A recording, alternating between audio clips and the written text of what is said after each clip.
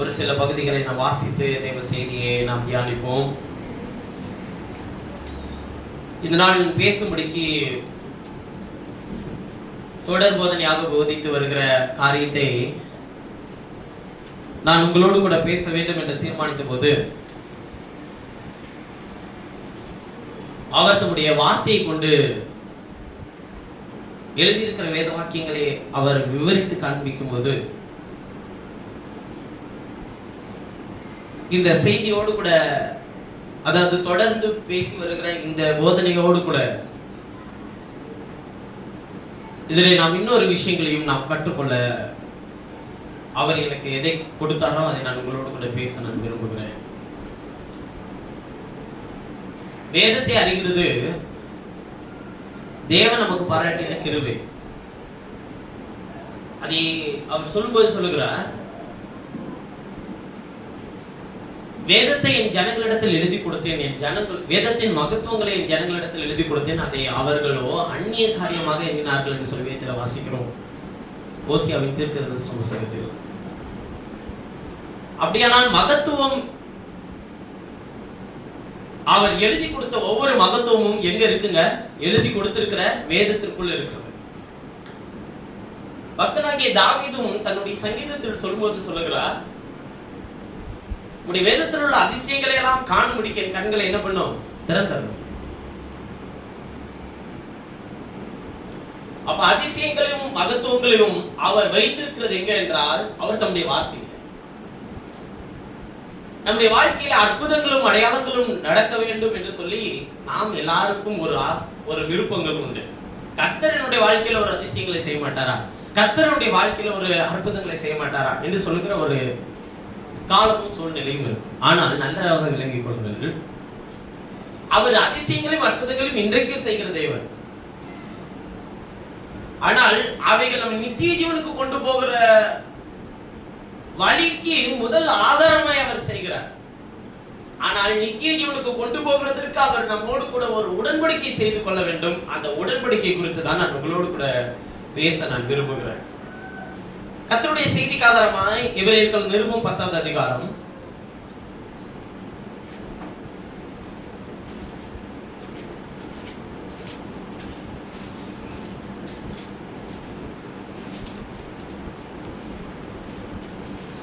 15வது வசனத்திலிருந்து 18வது வசனம் வரையிலும் வாசிக்கலாம். இதை குறித்து பரிசுத்த ஆவியானவரும் நமக்கு சாட்சி சொல்லுகிறார். இப்படியெனில் அந்த நாட்களுக்கு பின்பு, இதை குறித்து பரிசுத்த ஆவியானவரும் சாட்சி கொடுக்கிறார்.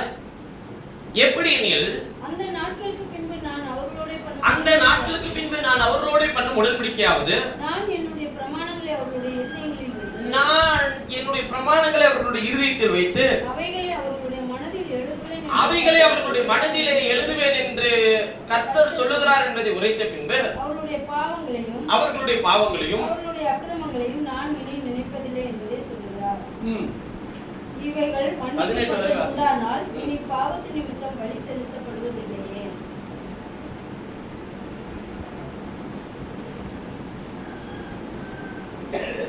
வேதம் என்ன சொல்லுதுன்னு பாருங்க.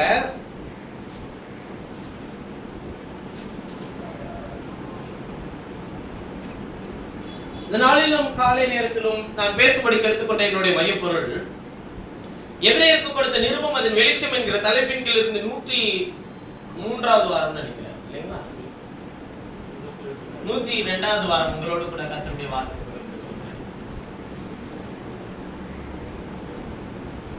அதிலே நாம் இன்றைக்கு தியானிக்க போகிற ஒரு காரியம்,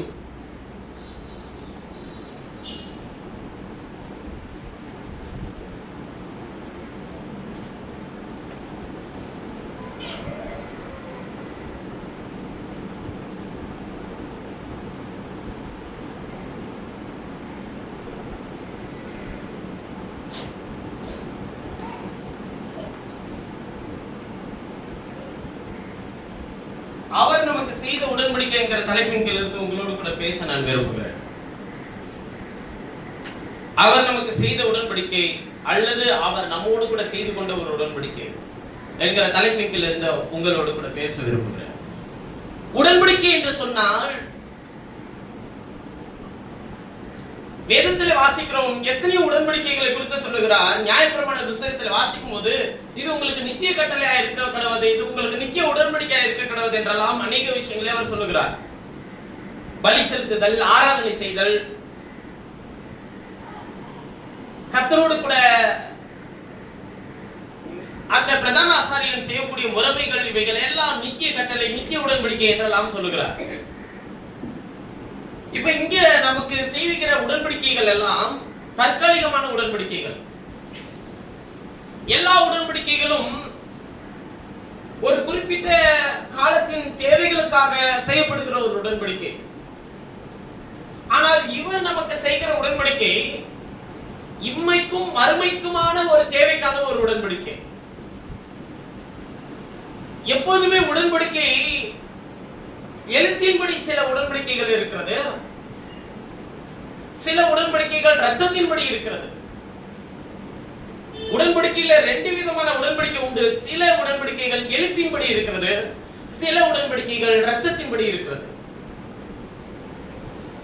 உதாரணத்துக்கு நான் உங்களுக்கு சொல்ல வேண்டுமானால், நாம் ஒரு இடத்திலிருந்து ஒரு இடத்தை நாம் வாங்குகிறோம் என்றால் அதை உடன்படிக்கை செய்து கொள்ள நாம் என்ன செய்யறோங்க?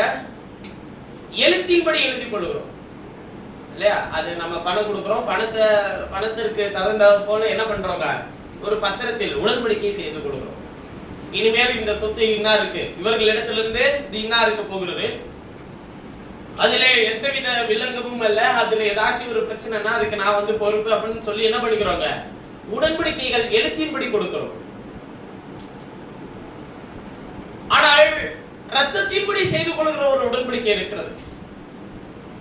அது என்ன உடன்படிக்கை என்று சொல்லி கேட்டால், இப்ப நம்முடைய பிள்ளைகள் நமக்கு பிள்ளைகளாய் பிறந்து ஜீவித்துக் கொண்டிருக்கிறார்கள். அவர்களை வளர்க்கிறதும், அவர்களை சரியான பாதையிலே வழிநடத்துகிறதும், அவர்களுடைய வாழ்க்கையை, ஜீவியம், இவைகள் எல்லாவற்றையும் தீர்மானிக்கிறதும் எல்லாம் உங்களுடைய கையிலே கொடுக்கப்படுகிறது. இது என்ன விதமான முறையில வந்தது? எழுதி எதுவும் கொடுத்து அக்ரிமெண்ட் எதுவும் போட்டுக்கிட்டு வந்தோமா? இல்ல, எழுத்தின்படி வந்த உடன்படிக்கை அல்ல, இது இரத்தத்தினாலே வந்த உடன்படிக்கை. உறவுகள் இரத்தத்தினாலே வர வேண்டிய உடன்படிக்கை. ஒரு கணவனும் மனைவியும் இணைக்கப்படுகிறார்கள் என்றால் அந்த உடன்படிக்கை எதனால இருக்க வேண்டும் என்று கேட்டால், இன்றைக்கு முழுமையும் எழுத்தின்படிதான் இருக்கிறது. ஆனால் அது எதனால இணைக்கப்பட வேண்டுங்க? இரத்தத்தினால் உடன்படிக்கை இணைக்கப்பட வேண்டும். அப்ப உடன்படிக்கை இரண்டு நிலையில் இருக்கிறது. ஒன்று எழுத்தின்படி செய்கிற உடன்படிக்கை, இன்னொன்று இரத்தத்தினாலே செய்கிற உடன்படிக்கை. அப்ப வேத வாக்கியத்தை நாம் தியானிக்கும் போது இரத்தத்தினாலே செய்யக்கூடிய உடன்படிக்கையை நிலைத்திருக்கும். எழுத்தின்படி செய்யப்படுகிற உடன்படிக்கைகள் எல்லாம் வேதம் சொல்லுகிறது எழுத்து கொள்ளும் ஆவி உயிர்ப்பிக்கும் என்று சொல்லி. தேவன் நினைத்ததை மனிதன் பிரிக்காதிருக்க கடவுள்னு சொல்றாரு இல்லையா? அதுக்கு எதை சொல்றாரு அவரு? நான் நினைத்தது ஆவியினால், எழுத்தினால் அல்ல. அப்ப ஆவியினால் இணைக்கப்பட்ட மனிதன் அவன் பிரிக்காத இருக்கிறதற்கு எந்த மனுஷனுடைய யோசனைகளும் சிந்தனைகளும் உள்ளே வரக்கூடாதுன்னு அவர் சொல்றார். ஆனால் வேதம் என்ன சொல்லுகிறது? இங்க ரெண்டு உடன்படிக்கை இருக்கிறது. ஒன்று எழுத்தின்படி உண்டாக்கப்பட்ட உடன்படிக்கை, இன்னொன்று ஆவியின்படி உண்டாக்கப்பட்ட உடன்படிக்கை. கடந்த 2 வாரங்கள் நாம் தியானித்த தியானம், அவர் தம்முடைய சித்தத்தினாலே நம்மை பரிசுத்தமாக்கினார்.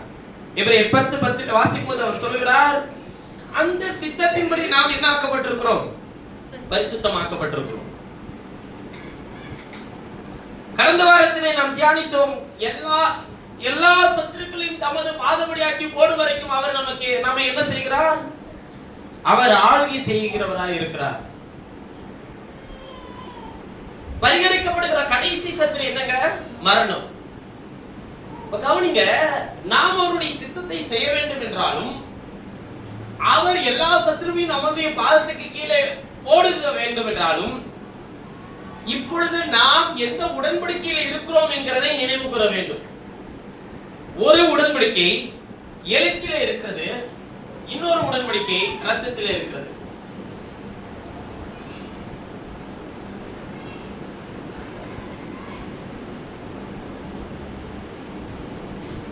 எழுத்தின்படி செய்கிற உடன்படிக்கை என்ன, இரத்தத்தின்படி செய்கிற உடன்படிக்கை என்ன என்பதை குறித்து தான் நான் உங்களோடு கூட பேச நான் விரும்புகிறேன். முதலில் நாம் அதை தியானிக்கிறதற்கு வேதத்தில் இன்னொரு பகுதியை நாம் வாசிப்போம். கலாத்தியர்கள் நிருபம்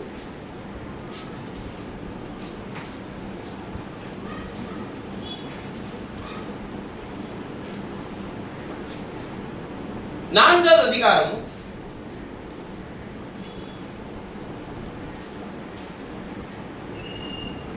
22வது வசனத்திலிருந்து வாசிக்கும் போது, ஆபிரகாமுக்கு 2 குமாரர் இருந்தார்கள் என்று எழுதி இருக்கிறது. ஒருவன் அடிமையானவளிடத்தில் பிறந்தவன்,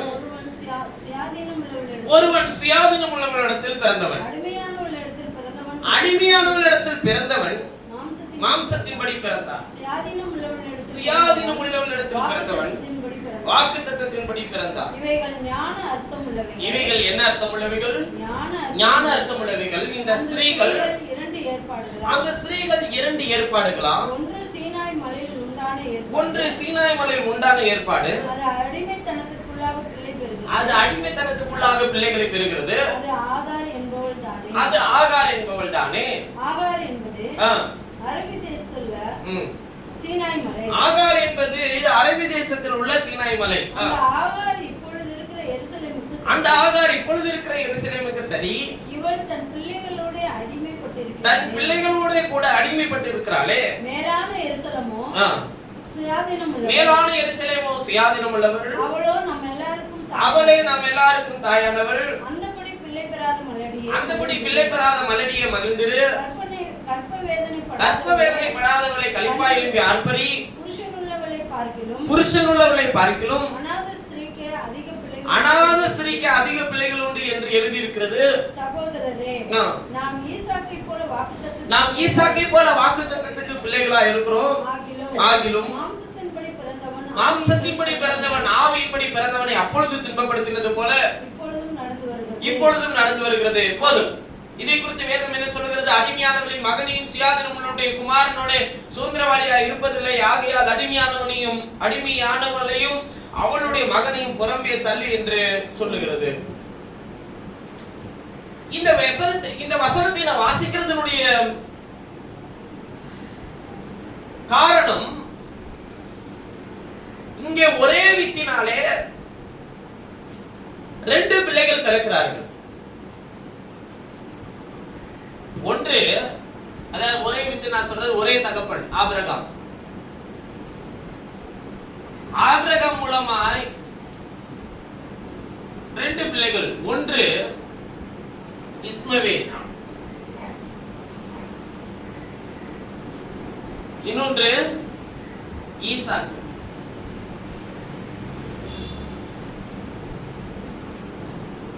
ஒருவன் இஸ்மவேல், இன்னொருவன் ஈசாக்கு. ஆனால் இருவருக்கும் தகப்பன் யாரு? ஆபிரகாம். ஆனால் 2 பேருக்குமே தாய் வேறு வேறு.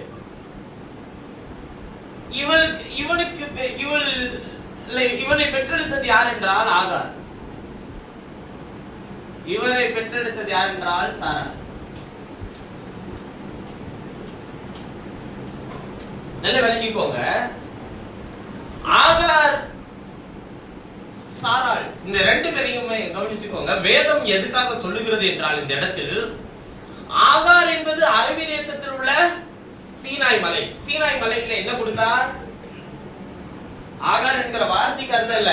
ஆகாரை எதோடு ஒப்பிடுகிறார் என்றால் சீனாய் மலையோடு ஒப்பிடுகிறார்.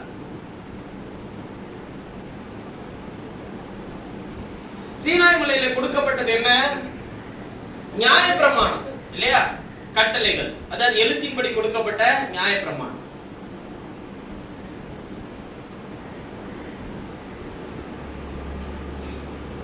கவனிங்கள். சாராளை எடுத்துக்கொள்வோம். சாராளை குறித்து சொல்லுகிறார், இவள் சுயாதீனம் உள்ளவள், இவளே நம்ம எல்லாருக்கும் தாயானவள். இவளை குறித்து வேத வாக்கியம் என்ன சொல்லுகிறது என்றால், இவள் ஆவியின்படி பிள்ளைகளை பெற்றெடுத்தார். அதாவது வாக்குத்தத்தத்தின்படி.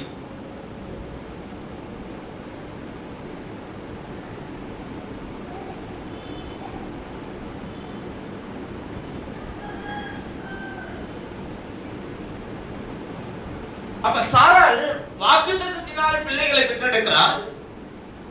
ஆகார் நியாயப்பிரமாணமாகிய மாம்சத்தினால், அதாவது எழுத்தினால் பிள்ளைகளை பெற்றெடுக்கிறார். மாம்சம்.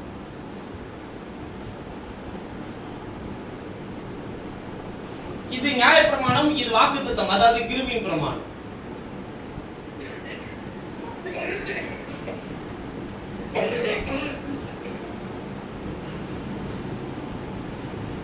நிலைவிலக்கிக்கோங்க. ஒரே தகப்பன், ரெண்டு விதமான புத்திரர்கள். ஒருவன் ஆகார் இடத்திலிருந்து பிறந்தவன், இன்னொருவன் சாராள் இடத்திலிருந்து பிறந்தவன்.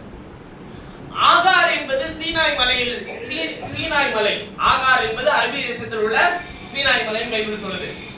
சீனாய் மலையில் உண்டான ஏற்பாடு என்ன என்றால், உடன்படிக்கை நல்ல ஏற்பாடுன்னு அர்த்தம். பழைய ஏற்பாடு, புதிய ஏற்பாடு, ரெண்டு ஏற்பாடுகளை நாம் வைத்திருக்கிறோம். ஒரு ஏற்பாடு, அதாவது ஒரு உடன்படிக்கை எழுத்தின்படி உண்டானது. இன்னொரு உடன்படிக்கை ஆவியினால் உண்டானது, அதாவது இரத்தத்தினால் உண்டானது.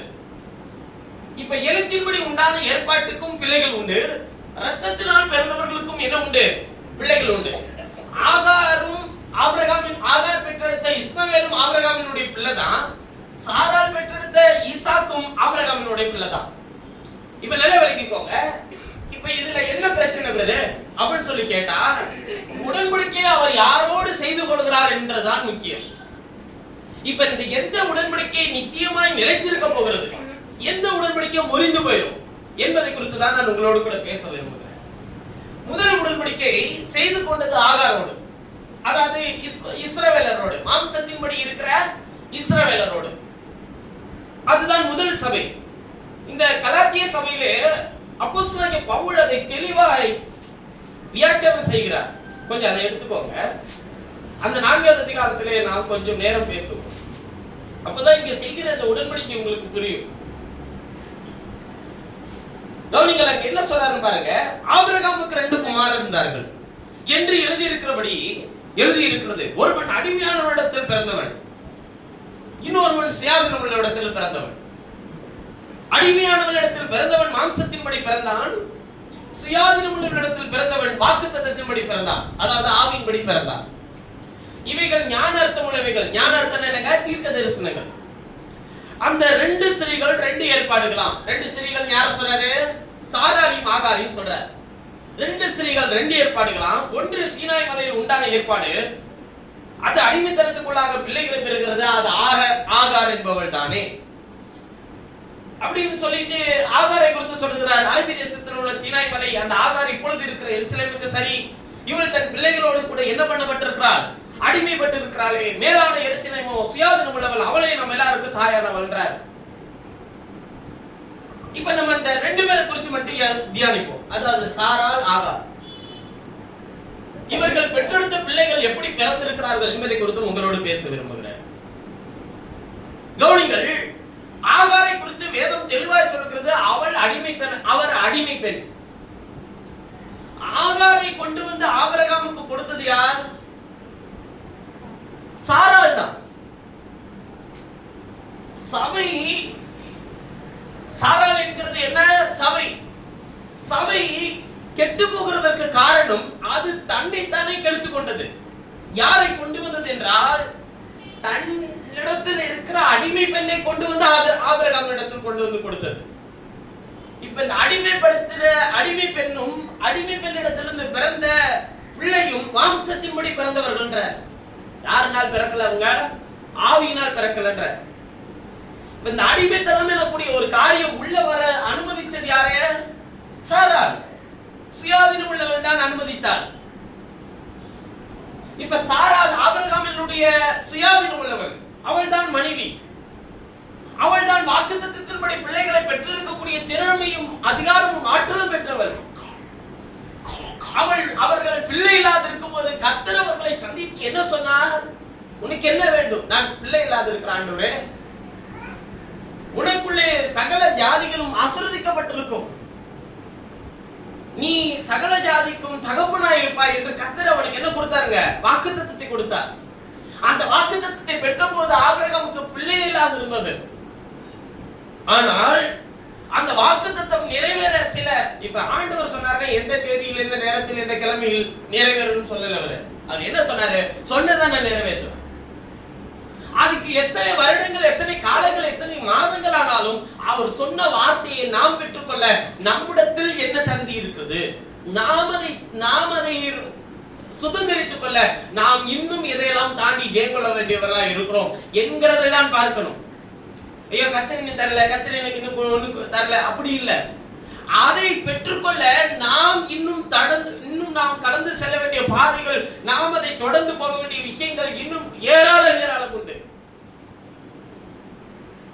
ஆபிரகாமோடு கூட கர்த்தர் இருந்தார். இப்ப அப்படிப்பட்ட சூழ்நிலையிலும் சாராள் ஆகாரை கொண்டு வந்து ஆபிரகாமினிடத்தில் கொடுத்தார். இப்ப ஆகார் யாரை பெற்றெடுத்ததுங்க? இஸ்மவேல். இஸ்மவேல் பெற்றெடுத்த போது இவனை குறித்து சொல்லுகிறார், இது ஞான அர்த்தம் உள்ளது. இவன் மாம்சத்தின்படி பிறந்தான், அடிமையானவளையும் அவனுடைய பிள்ளையும் புறம்பே தள்ளி போடு. புறம்பே தள்ளுறதுன்னா என்னன்னா, இந்த வேதாகத்துல புறம்பே தள்ளுறதுன்னா எங்க? நரகத்தில் தள்ளுறது. அப்ப புறம்பே தள்ளிவிடு அப்படின்னா, அன்றைக்கு இஸ்மவேலையும் ஆகாரையும் என்ன பண்ணாங்க? போகும்படிக்கு கட்டளையிட்டார்கள். ஆபிரகாம் தனக்கு உண்டான தண்ணீரையும் ஒரு துருத்தியில தண்ணீரை வார்த்து அப்பங்களை சுட்டு ஒட்டகத்தின் மேல் ஏற்றி அவர்கள் என்ன பண்ணாங்க? அனுப்பி வச்சுட்டான் சேனம் கட்டி காலையிலே. ஆனால் இஸ்மவேலுக்காக ஆபிரகாம் போய் கண்ணீர் விட்டு என்ன பண்றாங்க? அழுகிறார். அப்பதான் கர்த்தர் வெளியே அழைத்து சொன்னார், வானத்து நட்சத்திரங்களை உன்னால் என்ன கொடுமானால் என்ன, அவைகளை போல உன் சந்ததியை பெருக பண்ணுவேன் கர்த்தர் வாக்குத்தத்தம் என்றார். அப்ப நல்ல கவனிங்க, ஈசாக்கு ஆவியினால் பிறந்தவன். அதற்கு ஆபிரகாமிடத்திலும் பலன் இல்லை, சாராளிடத்திலும் பலன் இல்லை. ஆபிரகாம் 100 வயது சென்றவனாயிருந்தான். சாராளுடைய கற்பம் செத்து போனதை அவன் என்ன பண்ணாம இருந்தாங்க? என்ன இருந்தான்? வேதத்துல வாசிக்கிறோம். ரோமர்கள் நிருபம் 4வது அதிகாரம், ரோமர் 4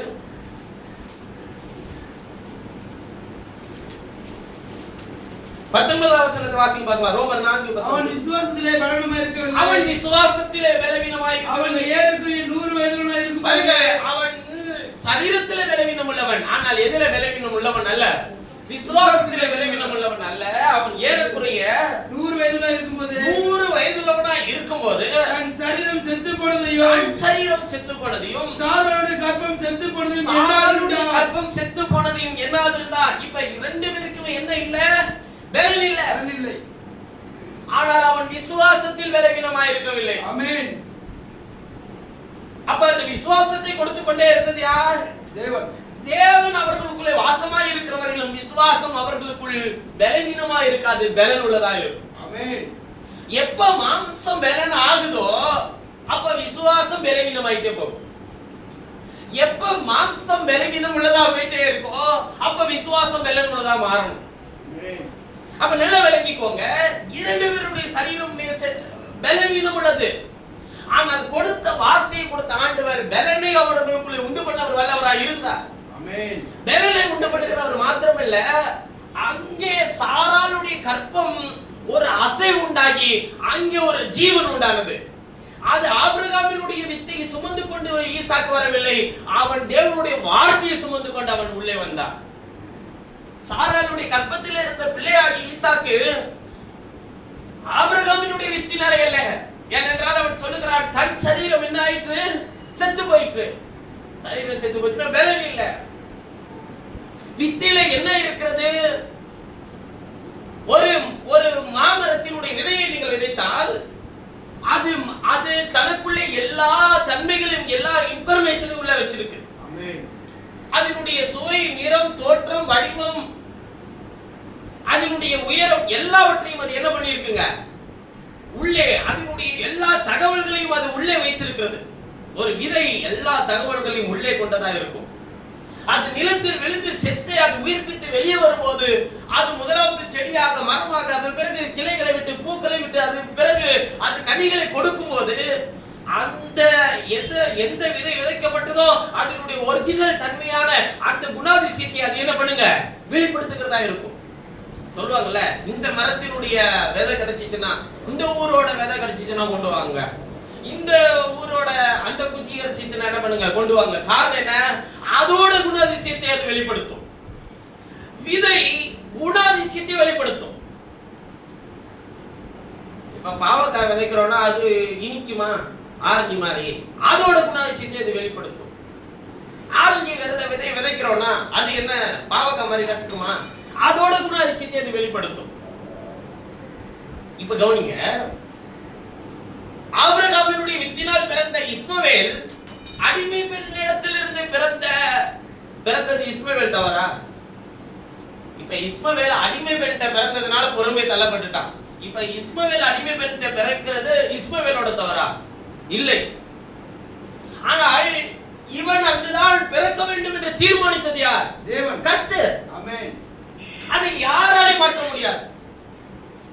ஆனால் இவன் அழிவுள்ள வித்தினாலே பிறந்தவன், இவனோ அழியாத வித்தினாலே பிறந்தவன், தேவனுடைய வசனத்தினாலே பிறந்தவன். கவனிங்க, எழுத்தின்படி செய்யப்பட்டிருக்கிற உடன்படிக்கையை நீங்கள் நினைவு கூர்ந்து பாருங்கள். ஆகார் நியாயப்பிரமாணத்துக்கு அடையாளமாக இருக்கிறார். ஆபிரகாமினுடைய வம்சாவளியில வந்த இஸ்ரவேல் ஜனங்கள் நியாயப்பிரமாணத்தை பெற்றுக் கொண்டார்கள். அதாவது மோசேக்கு கர்த்தர் என்ன கொடுத்தாருங்க? நியாயப்பிரமாணத்தின் கட்டளைகளை கொடுத்தார். 10 கட்டளைகள் அடங்கி நியாயப்பிரமாணத்தை பெற்றுக்கொண்டவனாய் வருகிறார். 6 லட்சம் புருஷர்களை வனாந்தரத்தில் வழி நடத்தினார். பகலிலே மேகஸ்தம்பம், இரவில் அக்கினி ஸ்தம்பம், தூதர்கள் சாப்பிடக்கூடிய மன்னா, காதரட்சி தேங்கி போல வஸ்திரம் பலசாகல யோர்தானை தாண்டி வருகிறார்கள். கர்த்தருடைய ஜனங்கள் என்று பெயர் பெற்றார்கள். அப்படி இருந்தும் அவர்களை குறித்து சொல்லுகிறார், அவர்கள் அடிமைத்தனத்தின் பிள்ளைகள் என்றார். யார? மாம்சத்தின்படி பிறந்த இஸ்ரவேலர்களே. ஏன் அப்படி சொல்லுகிறார் என்றால், நியாயப்பிரமாணத்தை அவர்கள் பின்தொடர்கிறார்கள். எழுத்தின்படி அவர்கள் உடன்படிக்கை செய்து கொண்டவர்கள். இப்ப எழுத்தின்படி செய்யப்பட்ட உடன்படிக்கையில ரத்தம் இருந்துச்சா இல்லையா? புஸ்தகத்தின் மேல் ரத்தம் தெளிக்கப்பட்டது என்று சொல்லி வேதம் சொல்லுகிறது. வாசிக்கலாம். எபிரேயர்கள் நிருபம்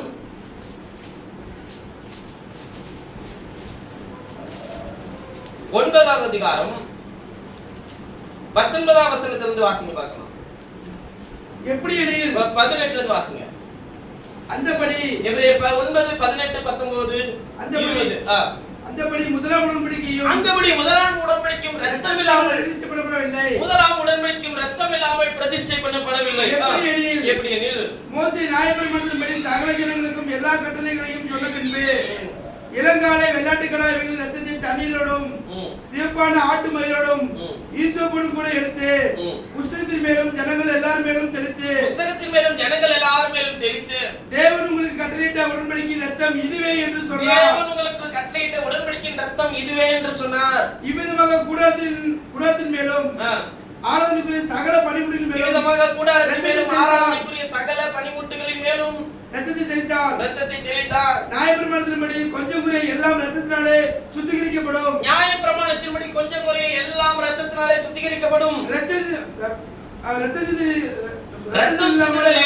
மன்னிப்பு உண்டாகாது. என்ன சொல்றாரு? இங்கே ரத்தம் இருந்துச்சு. ஆமென். ஆபிரகாமினுடைய ரத்தம் இஸ்மவேலுக்குள்ளும் இருந்துச்சு. ஆமென். இப்ப ரெண்டு பேருக்குமே தகப்பன் யாருதா? ஆபிரகாம் தான். ஆமென். இப்ப கவனிங்க, இஸ்ரவேல் சபையை இஸ்மவேலோடு ஒப்பிடுறார்.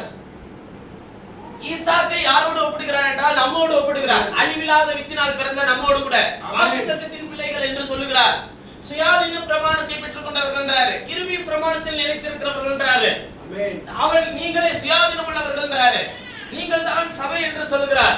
இப்ப நம்மளோடு கூட ஒப்பிடுகிறதான நாம் ஆண்டவர் நமக்கு சொல்லுகிறாரு, இங்க இப்ப நமக்கும் யார்தான் தகப்பனுங்க?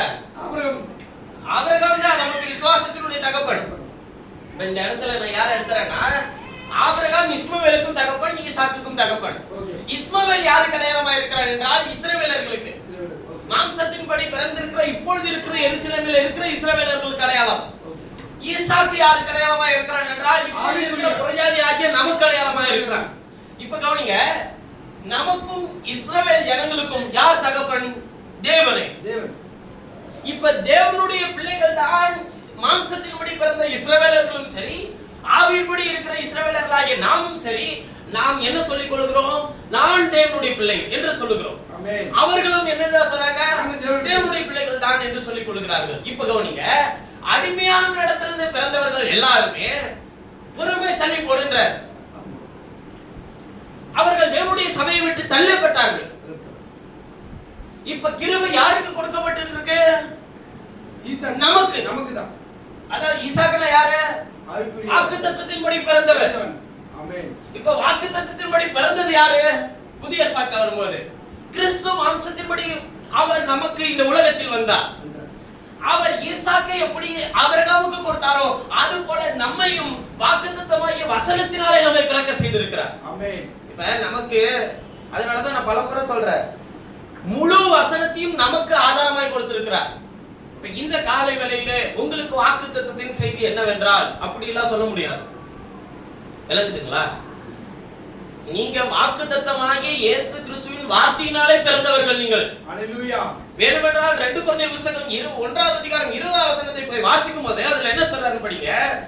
2 கொரிந்தியர் 1ஆம் அதிகாரம் 20ஆம் வசனம்.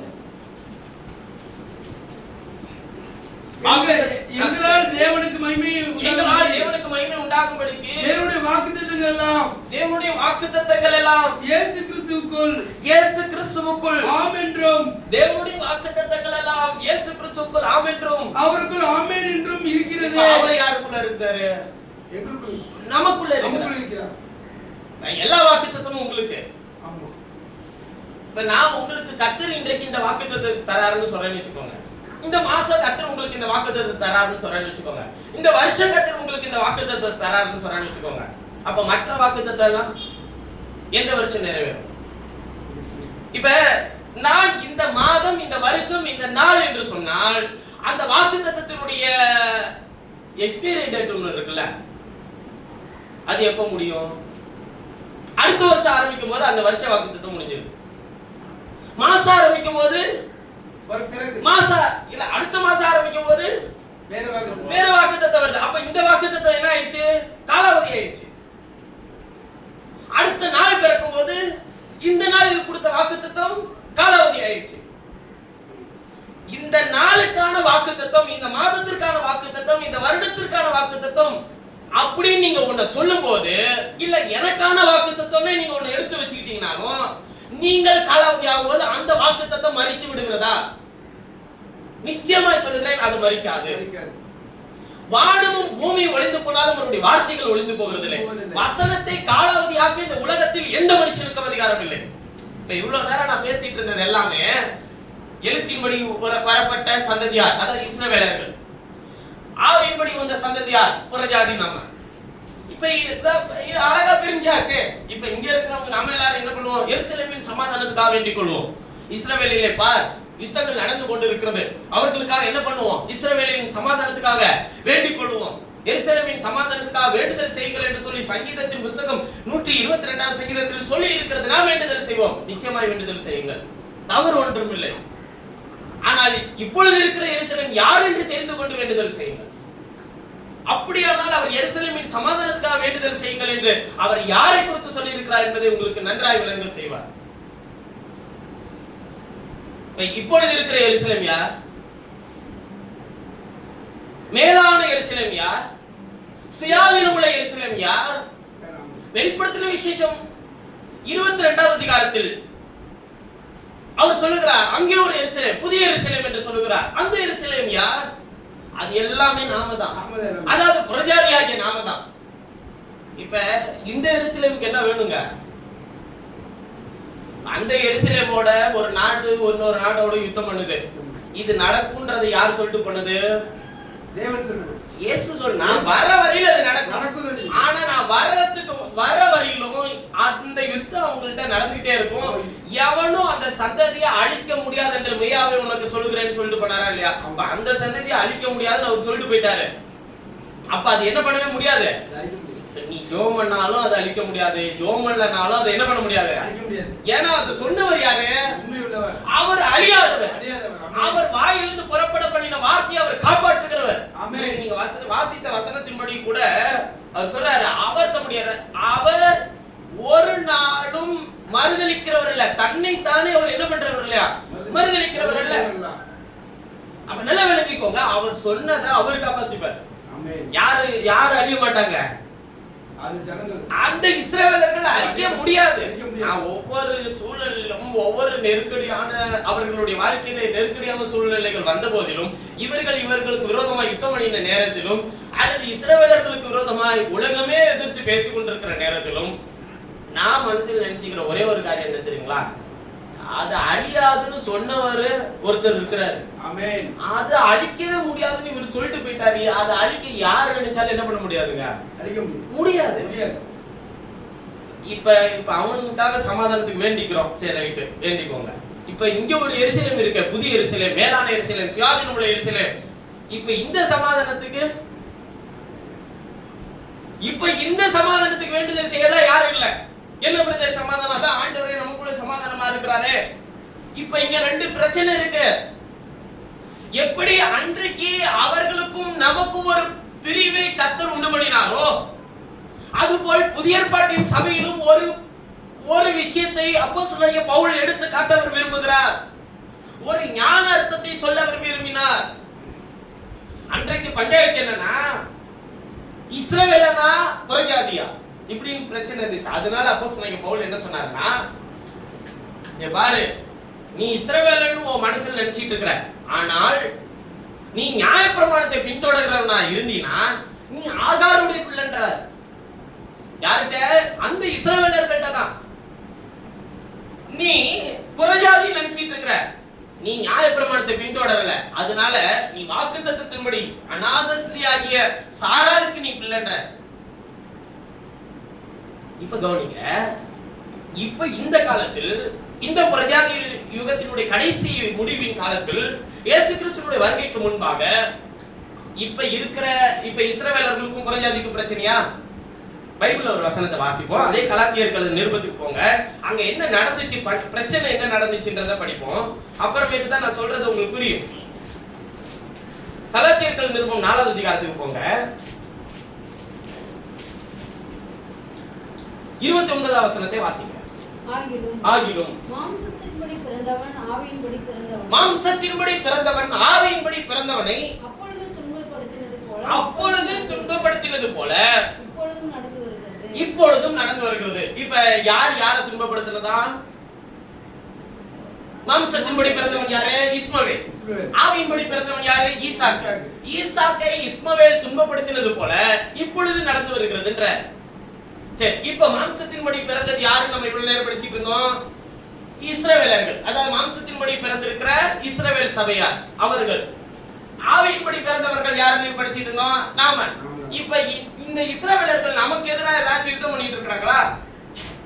உங்களை துன்பப்படுத்துறாங்களா? நீ இயேசு பின்தொடர்றது சரியில்லைன்னு சொல்லி உங்களை ஏதாச்சும் அழிக்கிறாங்களா? இல்ல. இப்ப பிரச்சனையே இல்லைன்னா அப்ப வேத வாக்கியம் பொய்யா போயிடுச்சா? அப்ப இங்க வேற யாரையோ சொல்றாரு, இஸ்மவேல்னு சொல்லி. அது யார அவர் சொல்றாருன்னா, மாம்சத்தின்படி பிறந்தவன் ஆவியின்படி பிறந்தவனை அப்பொழுது துன்பப்படுத்தினது போல இப்பொழுதும் நடந்து வருகிறது. இப்ப தான் விஷயத்துக்கு வரப்போறோம். இப்ப பாருங்க, புறஜாதி சபை ஒரே சபைதான். ஒட்டுமொத்த கிறிஸ்தவ உலகமும், அதாவது நான் கிறிஸ்தவர்கள் நான் சொல்றது யாருன்னா கிறிஸ்துவை உடையவர்கள், ஒட்டுமொத்த சபையும் காணக்கூடாத கிறிஸ்துவின் சரீரமாகிய சபையில இணைக்கப்பட்டிருக்கிற நாம் எல்லாரும் தேவனுடைய பிள்ளைகள். இப்ப ஒரு மனிதன் இயேசுவை சொந்த ரட்சகராக தன்னுடைய வாழ்க்கையில் ஏற்றுக்கொண்டு ஒரு சபைக்கு செல்ல வேண்டும் என்று விரும்புகிறான்னு வைங்க. அவன் ஒரு சபைக்கு செல்லுகிறான். இங்க ஒரு சபை நடக்குது, இங்க நான் போறேன் அப்படின்னு சொல்லி வரான்னு வச்சுக்கோ. அவனை பார்த்து நீ இயேசுவினுடைய வாழ்க்கையில சொந்த ரட்சகராக ஏற்றுக்கொண்டு அவரை பின்தொடரு அப்படின்னு சொல்லி சொல்லுகிற சபைகள் இன்றைக்கு எத்தனை? இப்ப அவன் போயிட்டு இருக்கிறான்னு வச்சுக்கோங்க. இன்னொரு சபையில இருக்கிற ஒரு நபர் அவனை சந்திக்கிறான். சந்திச்ச பிறகு சொல்றான், நீ அங்க போற, அங்க போகாத, இங்க வா. காரணம் என்ன? அங்கே அது சரியான உபதேசமா என்பது எனக்கு தெரியாது. அப்ப உனக்கே தெரியாது, அப்ப நீ சொல்லக்கூடாதுல்ல. நீ இங்கே வா. சரி, இங்க வர. இங்க இருக்கும்போது அந்த சபைக்கு போயிட்டு இருந்தா பாருங்க, அவன் ஒரு நாள் சந்திக்கிறான். யார? அந்த நபரை. நீ ஏன் பிரதர் சபைக்கு வரல? நான் அங்க போயிட்டு இருக்கிறேன், அங்க என்னோட நண்பர் கூப்பிட்டார் போயிட்டு இருந்தேன். ஐயோ அது தவறான உபதேசம், நீங்க வா. அப்ப அது தவறு என்ன என்பதை அவனுக்கு சொல்லல. அவன் மொத்தம் அந்த சபையை குறித்ததான ஒரு தவறான ஒரு புரிதலை அவனுக்குள்ளே உண்டாக்குகிறார். இப்ப இவன் பாருங்க, இப்ப இவன் இங்க போவானா அங்க போவானான்னு தெரியாம ஒரு இடத்துல நிக்கிறான். இப்ப இவனுடைய மனநிலை எப்படி இருக்குன்னா, பேசாம நம்ம எங்கே போயிடலாம், பழைய நிலைக்கே போயிடலாம். இப்ப போர்டு வச்சாச்சு, சர்ச்சுக்கு போர்டு வச்சாச்சு, ஊழியக்காரனாயாச்சு, விசுவாச பிள்ளைகளை இப்ப சேர்க்கிறதா வேலை, உறுப்பினர்களை சேர்க்கிறதா வேலை. உறுப்பினர்களை சேர்க்கிற இந்த விஷயத்தில் நாம் ஒருவர் கடித்து நாம் என்ன பண்ணிட்டு இருக்கிறோங்க, பச்சித்துட்டு இருக்கிறோம். நல்லா விளங்கிக்கோங்க. இப்ப எது சரியான சபை நீங்க கண்டுபிடிப்பீங்க? இப்ப எப்படி சரியான சபையை கண்டுபிடிக்கிறது விடுவோம். இப்ப எப்படி இவ்வளவு பிரிவுகள் வந்துச்சு நீங்க நினைக்கிறீங்க? யார் கூட்டிட்டு வந்து இத்தனை பிரிவுகளை உள்ள விட்டது? அன்றைக்கு வேல்விட்டறையில் குடியிருந்த 120 பேர் கூடியிருக்கும் போது பெந்தகோஸ்தே என்னும் ஒரு நாள் வந்தது. அப்போது பிளவுண்ட நாவுகளை கொண்டு அக்கினி ஒவ்வொருவர் மேல் வந்து இறங்கினது. எல்லாரும் அப்பமிட்டார்கள். அப்போஸ்தலருடைய உபதேசத்திலும் அந்நியத்திலும் அப்பமிக்கிறதில் உறுதியாய் இருந்திருந்தார்கள். கர்த்தருடைய வேத வசனத்தை மனோவாஞ்சியாய் வாங்கிட்டார்கள், அதை பின்தொடர்ந்தார்கள். ஆராதனை நாளே அன்னைக்கு எதை மட்டும்தாங்க அவங்க தொழுது கொண்டாங்க, கர்த்தருடைய வசனத்தை விவரித்து சொல்லுகிறதை அவர்கள் கவனமாக கேட்டார்கள் சொல்லி எழுதியிருக்கு. இன்னைக்கு என்னமோ போயிடுச்சு, சரி அதை விட்டுருவோம். இப்ப நான் என்ன கேட்கிற கேள்வி என்னன்னா, இத்தனை பிராண்டும் எப்படி வந்துச்சு? யார் கூட்டிட்டு வந்து விட்டது? எப்படி ஆகார கூட்டிட்டு வந்து சாரால் விட்டாலோ அது போல சபைக்குள் ஸ்தாபனங்கள் எனக்கூடிய ஆகாரை கொண்டு வந்து கூட்டிட்டு வந்து விட்டது சபைதான். என்றைக்கு ரோமன் கத்தோலிக்க முதலாவது சபைக்குள்ளே வந்துச்சோ அப்போதே முதலாவது ஸ்தாபனம் தோற்றுவிக்கப்பட்டுச்சு. அந்த கத்தோலிக்கத்திலிருந்து வெளியே வந்த ஒவ்வொன்றும் தங்களுக்கு தாங்களே எண்ணத்தை உண்டாக்கி கொண்டதுங்க, ஸ்தாபனங்களை உண்டாக்கி கொண்டது. இப்ப வெளியே வந்த ஒவ்வொரு சபைகளும் ஒவ்வொரு ஸ்தாபனங்களும் தங்களுக்கு பிள்ளைகளை பெற்றெடுத்தது. ரோமன் கத்தோலிக்கர்கள், மெத்தடிஸ்டுகள், பாப்டிஸ்டுகள், லுத்தரன்கள், பெந்தகோஸ்தேயர்கள் என்று சொல்லி தங்களுக்கு தாங்களே எண்ணத்தை உண்டாக்கி கொண்டதுங்க. இப்ப எல்லாருமே யார்தான் சொல்றாங்க? எல்லாருமே ஆபிரகாமுடைய பிள்ளைகள் தான், எல்லாருமே தேவனுடைய பிள்ளைகள் தான், எல்லாருமே இயேசுவை தங்களுடைய வாழ்க்கையில சொந்த ரட்சகராக ஏற்றுக்கொண்டவர்கள் தான். ஆனால் சொல்லும் போது, அடையாளப்படுத்தும் போது என்ன சொன்னாங்க? அன்னைக்கு ஒரு திருமண பதிவு செய்கிற ஒரு பயோடேட்டாவை படிச்சுட்டு இருந்தோம். அதுல அவர் சொல்லி ஒரு சகோதரன் தனக்கு பெண்ணை பார்க்கும் போது அதுல குறிப்பிடுறார், நான் பிரதரன் சபையை சேர்ந்தவர், அதனால் பிரதரன் சபையில இருக்கிற ஒரு பெண்ணை நான் தேடிக்கொண்டிருக்கிறேன். கிறிஸ்தவ உலகம் எவ்வளவு ஒரு அடிமைத்தனத்துக்குள்ள இருக்கின்றத பாத்தீங்களா? அவள் ஒரு கிறிஸ்தவளாய் தேவனை பின்தொடர்கிறவளாய் இருப்பாளா என்பது அவனுக்கு தெரியாது. ஆனால் அவன் எதை எதிர்பார்க்கிறான்? தான் சார்ந்திருக்கிற ஸ்தாபனத்தை. இப்ப அவன் மண்டைக்குள்ள உள்ள போட்டது என்ன நீங்க நினைக்கிறீங்க? கிறிஸ்துவையோ வேத வசனத்தையோ இல்ல, ஸ்தாபனத்தை, கோட்பாடுகளை, உபதேசங்களை உள்ள போட்டான். அவன் வேத வாக்கியத்தின் ஒவ்வொரு காரியத்தையும் அவனால் நிதானிக்க தெரியல. இவன் என்ன பண்றான்? இப்ப இவங்களதான் பைபிள் சொல்லுது, இவர்கள் மாம்சத்தின்படி பிறந்தவர்கள், இவர்களால் எதை அறிந்து கொள்ளவே முடியாதுங்க. தேவனுடைய அந்த மெய்யான அந்த நோக்கத்தையும் திட்டத்தையும் அவர்களால் என்ன பண்ணவே முடியாதுங்க, விளங்கி கொள்ளவே முடியாது. அந்த பிராண்டுக்காக அவன் கஷ்டப்படுறான், அந்த பிராண்டுக்குள்ள இருக்க முயற்சி செய்யறான். அவர்கள் எல்லாரும் தேவனுடைய பிள்ளைகள் என்று சொல்லிக் கொள்கிறார்கள். ஆம், அவர்கள் தேவனை அங்கீகரிப்பார், அவர்கள் என்னுடையவர்கள் தான். ஆனால் அவர்கள் சாரால் இடத்திலிருந்து பிறந்தவர்கள் அல்ல, அவர்கள் ஆகார இடத்திலிருந்து பிறந்தவர்கள். ஏன்னா இப்ப இவன் கமிட்மெண்ட் எதுல போட்டிருக்கிறான்னா, எழுத்துல போட்டிருக்கிறான். உடன்படிக்கை எதுல செய்திருக்கிறாங்க? எழுத்துல, உறுப்பினர் அட்டையில. எப்படி இஸ்ரவேலர்கள் செய்தார்களோ அது போல இப்பொழுது இருக்கிற கிறிஸ்தவர்களும் செய்கிறார். நீங்கள் யாரா வேண்டுமானாலும் இருங்கள், நீங்கள் எப்பேற்பட்ட ஸ்தாபனத்தோடு வேண்டுமானாலும் இணைந்து கொள்ளுங்கள், எனக்கு அதை குறித்து கவலை இல்லை.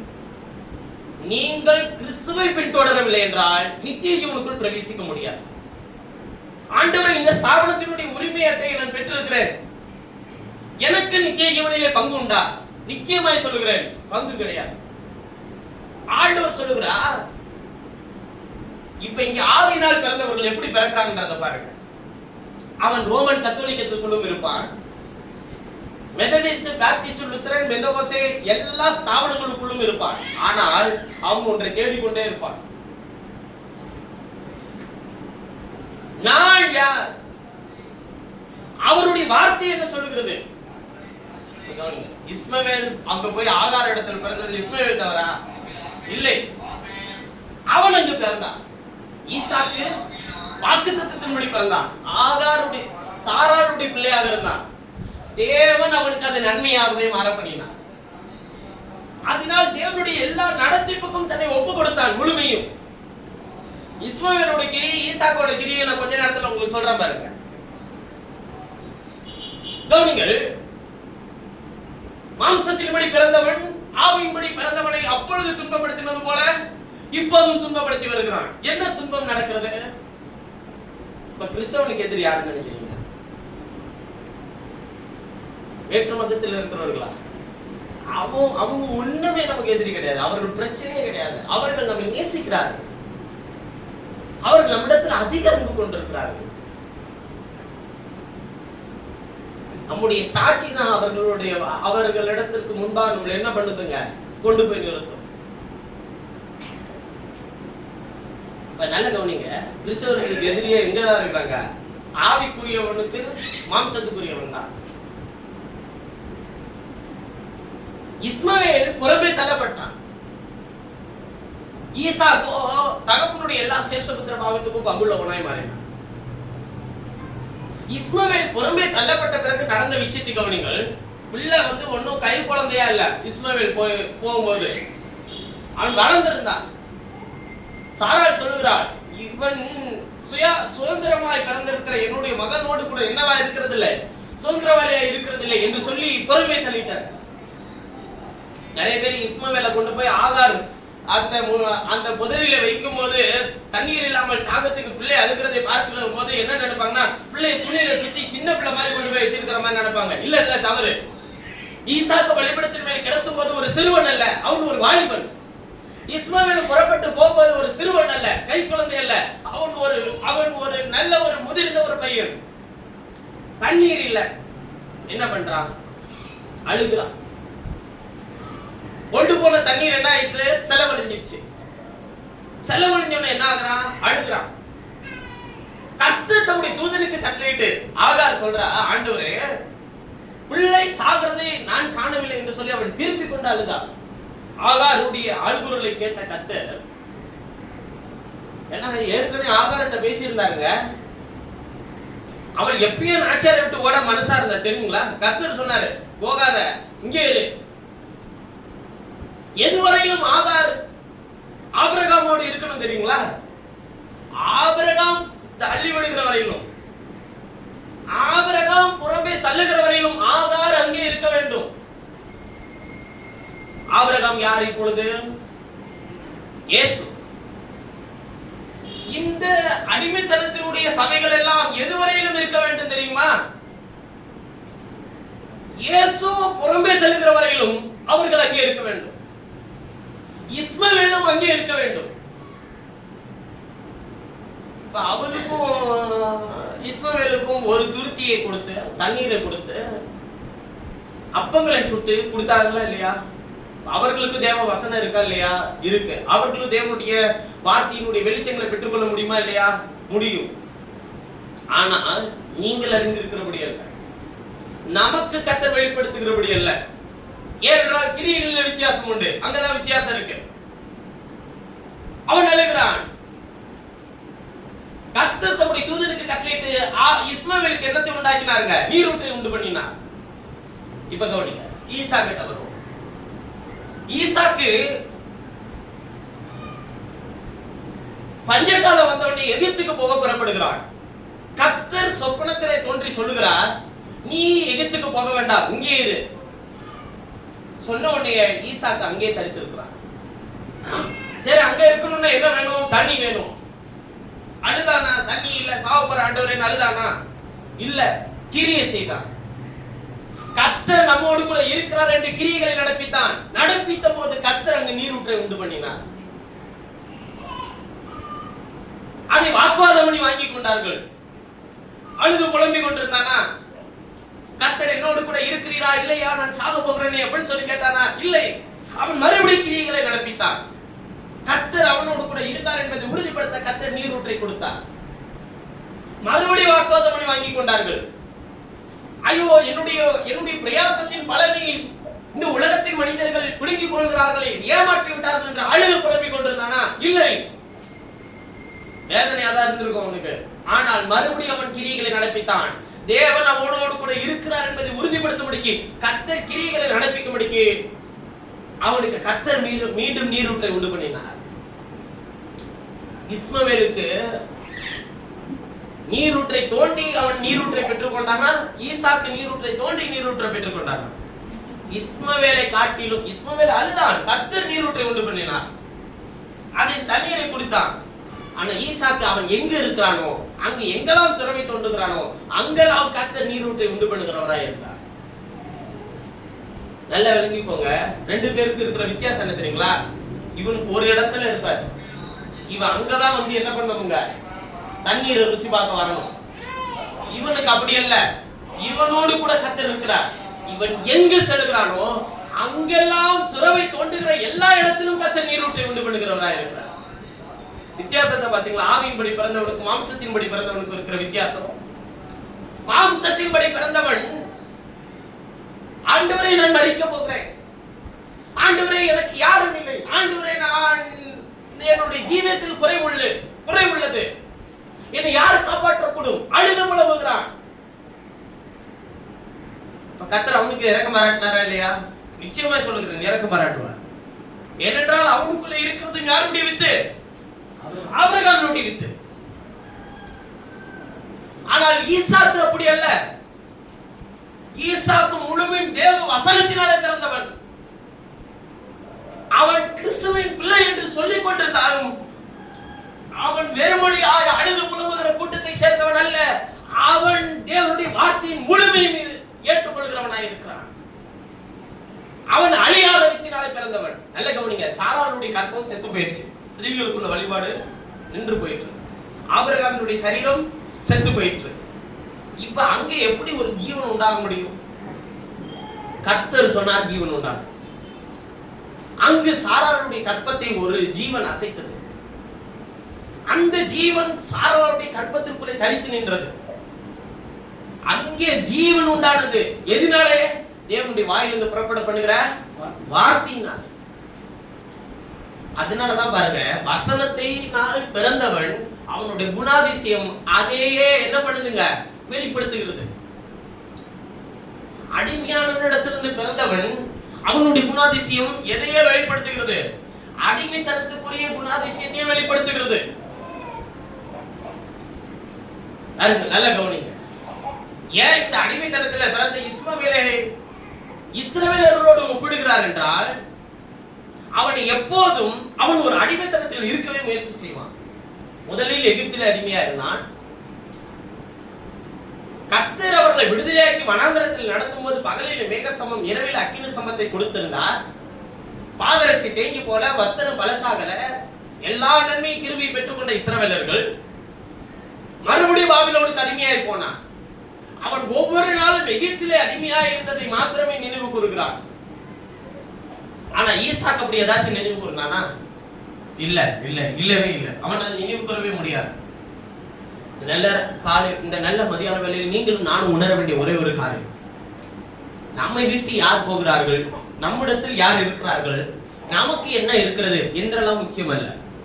நமக்குள்ளே தேவன் இருந்தால், நாம் வார்த்தையினால் பிறந்திருப்போமானால், நாம் இன்னார் இன்னார் என்று சொல்லி நாம் இந்த சபையை சேர்ந்தவர்கள் என்று அடையாளப்படுத்திக் கொள்கிறவர்களா இராமல், நாம் ஸ்தாபனத்தை பின்தொடர்வர்களா இராமல், அதாவது அடிமைத்தனத்தின் பிள்ளைகளாய் மாம்சத்தின் ஆவியின்படி பிறந்தவர்களா இராமல் சொல்ற எல்லா திட்டத்தையும் தேவன் தான் எனக்கு தந்தாருன்னு சொல்லுவாங்க. இந்த காலையிலே கர்த்தர் நமக்கு கொடுக்கிற வார்த்தை என்று சொல்வார்கள். கர்த்தருடைய வேலைக்காரனாய் கர்த்தருடைய ஊழியனாய் கர்த்தர் என்னுடைய இருதயத்தில் சொன்ன ஒரு காரியத்தை சொல்லுகிறேன். மாம்சத்தின்படி பிறந்தவன் என்பதை நீங்கள் அவர்களுடைய பேச்சிலே அவர்கள் எண்ணங்களிலே நீங்கள் அறிந்து கொள்ள முடியாது. மாம்சத்தின்படி பிறந்தவர்கள் என்பதை நீங்கள் அவர்கள் குணாதிசயத்தில் அறிந்து கொள்ள முடியும். வேதம் தெளிவாய் சொல்லுகிறது, அவர்கள் கனிகளினாலே நீங்கள் அவர்களை அறிவீர்கள். கனி என்ன? என்ன விதைக்கப்பட்டிருக்கிறதோ அதுதான் அதன் கனியை கொடுக்கும். அடிமையானவன் எப்பொழுதுமே அடிமைத்தனத்தை குறித்து யோசிக்கிறான். எதிலே அடிமைப்பட்டிருந்தான்? உலகத்தில். உலகத்தினுடைய பாவத்தை குறித்தும், உலகத்தினுடைய அசுத்தத்தை குறித்தும், உலகத்தினுடைய பலவீனங்களை குறித்தும், உலகத்தினுடைய காரியங்களை குறித்தும், உலகத்தில் இருக்கும் மனிதர்களை குறித்தும், உலகத்தில் இருக்கிற சம்பாஷணைகளை குறித்தும் அது நினைவுபடுத்திக் கொண்டே இருக்கும். அவனால் தேவனுடைய கிரியைகளை ஒரு நாள் என்ன செய்யவே முடியாதுங்க, செய்யவே முடியாது. அது அவனிடத்தில் இல்லவே இல்லை. ஆனால் நாம் ஆவியின்படி பிறந்திருப்போமானால் என்ன குறைவுகள், என்ன பிரச்சனைகள், என்ன சூழ்நிலைகள், என்ன நெருக்கடிகள், என்ன தேவைகள், யார் நம்மை கைவிட்டாலும், யார் நம்மை ஏமாற்றினாலும், யார் நமக்கு கிரியைகள் நடப்பிக்கவில்லை என்றாலும், யார் நமக்கு நன்மையானதை தரவில்லை என்றாலும் அவர் நம்மோடு இருக்கிறார் ஐயா. அவர் என்னை நன்மைக்கு ஏதுவாக என்னை நடத்தி கொண்டு போக அவர் வல்லவராய் இருக்கிறார். அதுவே ஆவியின்படி பிறந்தவன். ரெண்டு பேருமே ஒரே வீட்டுக்குள்ள தாங்க இருந்தான். ரெண்டு பேருமே ஒரே தகப்பனுடைய பிள்ளைகள் தாங்க. நாம் தான் எந்த ஸ்தாபனத்திலும் அடையாளத்திலும் இல்லை என்பது.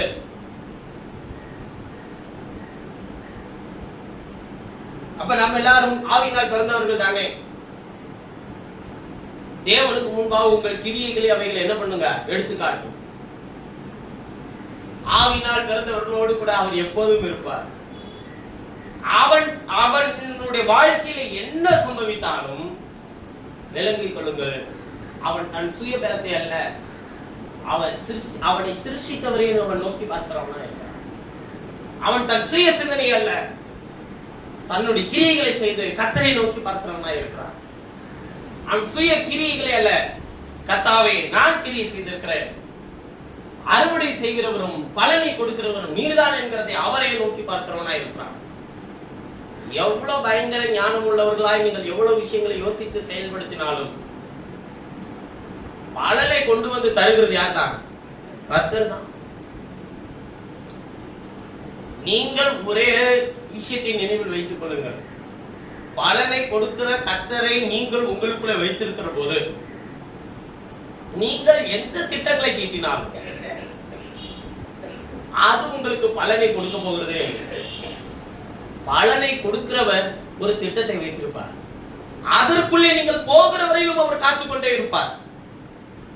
நீங்கள் எதற்குள்ளே போக வேண்டும் என்று அவர் தீர்மானித்திருக்கிறார், அதற்குள்ளே போகவே நிச்சயமாய் போய் தான் ஆக வேண்டும். நான் செங்கடலுக்குள்ளே போக மாட்டேன். கர்த்தர் என்னை வேறு வழியாக நடத்த முடியுமா? நிச்சயமாய் முடியாது.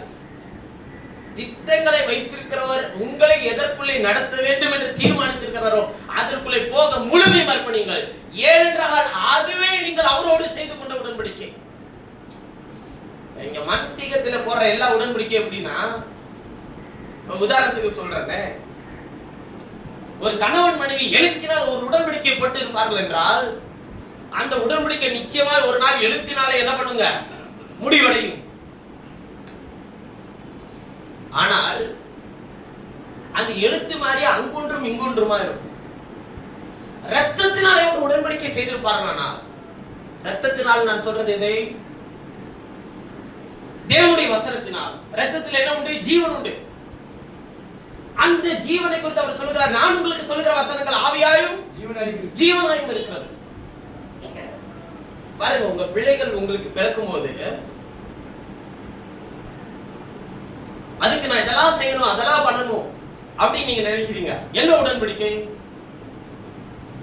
அதை கண்டிக்கிறீர்கள், அதை வழி நடத்துகிறீர்கள், இதிலே நடவு என்று சொல்லி அந்த அவமானங்களுக்குள்ளும் அந்த கஷ்டங்களுக்குள்ளும் போகக்கூடாது என்று அவர்களை வழி நடத்துகிறீர்கள். அது என்ன உடன்படிக்கை? அது ரத்தத்தின் மூலமாய் செய்து கொண்ட ஒரு உடன்படிக்கை. அந்த உடன்படிக்கையை நீங்கள் கடைசி வரைக்கும் இருந்தவர்களை வழி நடத்த முடியுமா? முடியாது. அல்லது அவர்கள் உங்களோடு கூட கடைசி வரைக்கும் இருக்க முடியுமா? முடியவே முடியாது. இந்த எழுத்தின்படி போடப்பட்டிருக்கிற உடன்படிக்கை இரத்தத்தினால் மாறவில்லை என்றால் அது கடைசி வரையிலும் அவர்களோடு கூட பயணம் செய்யவே முடியாது.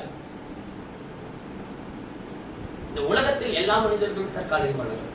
ஆனால் இரத்தத்தினால் செய்து கொண்ட உடன்படிக்கையின் சாயலை நாம் என்ன பண்ணுகிறோம்? கடைசி வரையிலும் தூக்கி சுமக்கிறவர்களா இருக்கிறோம். என்னுடைய தகப்பனார் மறித்து விட்டார். ஆனால் அவர் இரத்தத்தினால் செய்து கொண்ட உடன்படிக்கை இன்று வரையும் அவருடைய சரீரத்தில் அவர் என்ன பண்ண வேண்டியதா இருக்குங்க? சுமக்க வேண்டியதா இருக்கிறது. ஆனால் கிறிஸ்து இரத்தத்தினாலே அவருடைய வார்த்தையினாலே நம்மோடு கூட செய்து கொண்டிருக்கிற உடன்படிக்கை நம்மை மறுரூபப்படுத்தி அவருடைய சாயலை தரித்துக் கொள்கிற வரையில் நீங்கள் சுமக்க வேண்டியவர்களா இருக்கும். இந்த தேகத்தை விட்டு நம்ம போனாலுமே நமக்குள்ள என்ன உடன்படிக்கை இருந்துட்டே இருக்குங்க. அவருடைய உடன்படிக்கை நம்ம மேல நமக்குள்ள எப்பொழுதும் இருந்து கொண்டே இருக்கும். ஆனா எழுத்தின்படி செய்யப்படுற உடன்படிக்கை எல்லாம் அவனுக்கு அதுக்குள்ள இருக்கிற ஜீவன் என்னன்றதே அவனுக்கு என்ன பண்ணாமே போயிருதுங்க. எழுத்துக்குள்ள என்ன இருந்துச்சுங்க? அன்னைக்கு ஜீவன் இருந்துச்சு. அந்த ஜீவன் அவர்கள் அறிந்து கொள்ளவே இல்லை. கர்த்தர் சொல்றபடியெல்லாம் செய்வோம்னு சொன்னார். கர்த்தர் 10 கட்டளை கொடுத்தார். 10 கட்டளை ஒருத்தனால செய்ய முடியல. அதற்குள்ள இருக்கிற ஜீவனை அவர்கள் அறிந்து கொள்ளவில்லை. செங்கடல் என்ன என்பதை அறிந்து கொள்ளவில்லை. கண்மலை என்ன என்பதை அறிந்து கொள்ளவில்லை. தண்ணீர் என்ன என்பதை அறிந்து கொள்ளவில்லை. அந்த கசப்பை மாற்றின மரத்தின் கிளை என்ன என்பதை அறிந்து கொள்ளவில்லை. யோர்தான் என்ன என்பதை அறிந்து கொள்ளவில்லை. ஆனால் அது வழியாக நடந்து வந்தார்கள் இஸ்ரவேலர்கள். அதான் அடிமைத்தனத்தின் பிள்ளைகள். தேவன் கொடுக்கிற எல்லாவற்றையும் அனுபவிப்பார்கள். ஆனால் அது என்ன என்பதை அவர்கள் அறிகிற அறிவை அவர்களுக்கு கர்த்தர் என்ன பண்றது இல்லைங்க, தரதில்லை. ஆனால் அதை அறிகிற அறிவை தந்து அதற்கேற்ற குணாதிசயத்தை மாற்றுகிறவர் கர்த்தர். அதான் அவர் பண்றாரு பாருங்க. என்ன உடன்படிக்கை செய்யறேன்றாருன்னா, எபிரேயர்கள் நிருபம் 10வது அதிகாரம், எபிரேயர் 10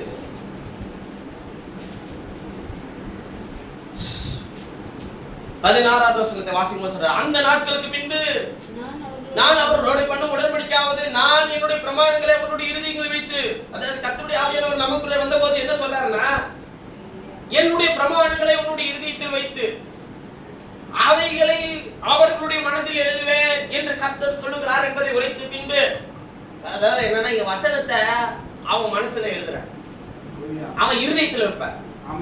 எழுத்து வெளியவே இருக்கு, ஆனா என் வார்த்தையை நான் அவனுக்குள்ள வைப்பேன்.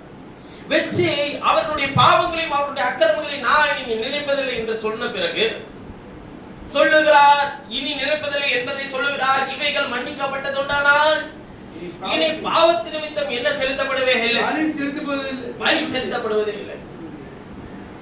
பாவத்து நிமித்தம் ஒரே வழி செலுத்தப்பட்டாச்சு, முடிஞ்சிருச்சு.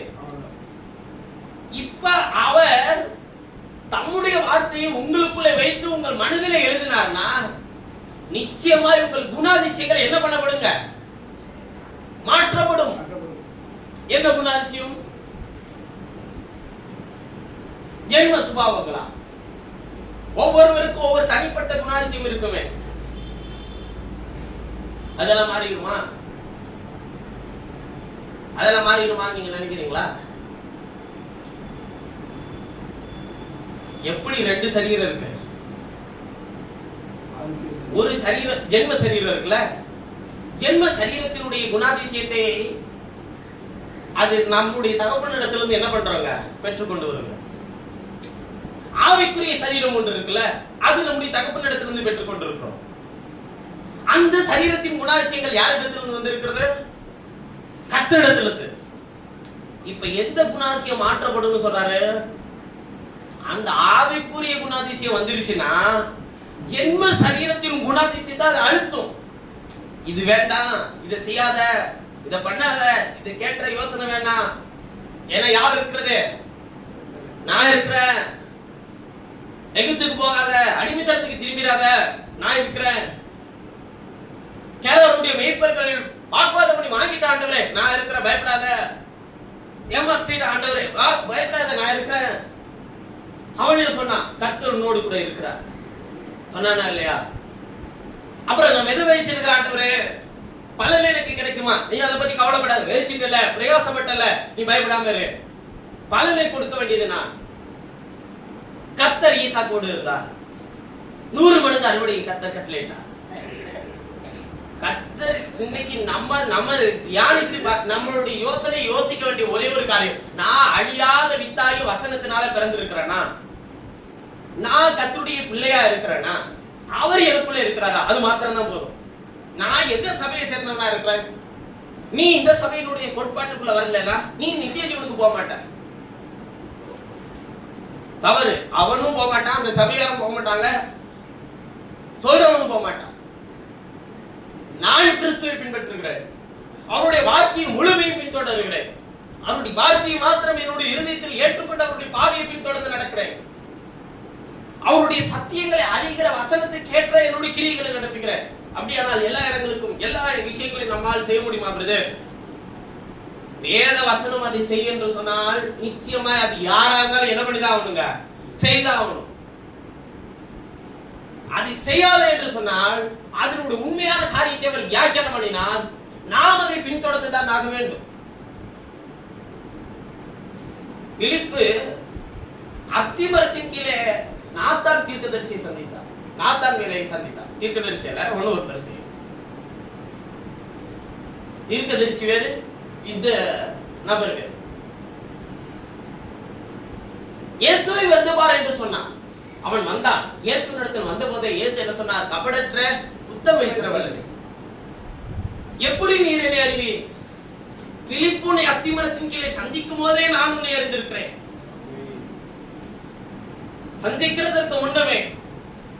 அப்படியானால் இயேசு என்ன சொல்ல வருகிறார் என்றால், பாரு நீ என்ன பின்தொடர், நான் உன்னை நன்றா அறிஞ்சு வச்சிருக்கிறேன். நீ யாரை சந்திப்ப, நீ எங்க இருப்ப, நீ என்ன செய்வ, நீ யாருடைய இடத்துல கொண்டு போய் வைக்க வேண்டும் என்கிற எல்லா விஷயத்தையும் நான் என்ன பண்ணியிருக்கிறேன், நான் அறிஞ்சுதான் உன்னை கூட்டிட்டு போயிருக்கிறேன். காரணம் நீ அந்த பரிபூரணத்தை அடைய வேண்டும் என்று. தாவீத அங்க அதிர்ஷ்டத்தை கொடுத்து அனுப்புனது ஈசாயை நீங்க நினைச்சுக்காதீங்க. அங்க ஈசாயை கொண்டு போய் கொடுக்க வச்சது கர்த்தர். ஏன்னா அவன் யாரை பார்க்கணும்? இப்ப இஸ்ரவேலர்களுக்கு முன்பாக அவன் ராஜாவாக கர்த்தர் அவனை பிரகடனப்படுத்தணும்.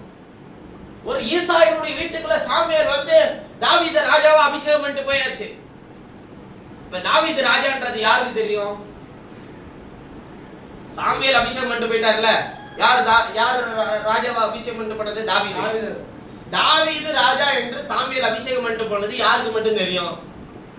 ஈசாய்க்கு தெரியும், தாவீதுக்கு தெரியும், ஈசாயினுடைய வீட்டுல இருக்கிற எல்லாருக்கும் தெரியும், சாமுவேலுக்கு தெரியும். யாருக்கு ராஜா? அந்த வீட்டுக்கா? ஒட்டுமொத்த இஸ்ரவேலுக்கும் வந்த ராஜா.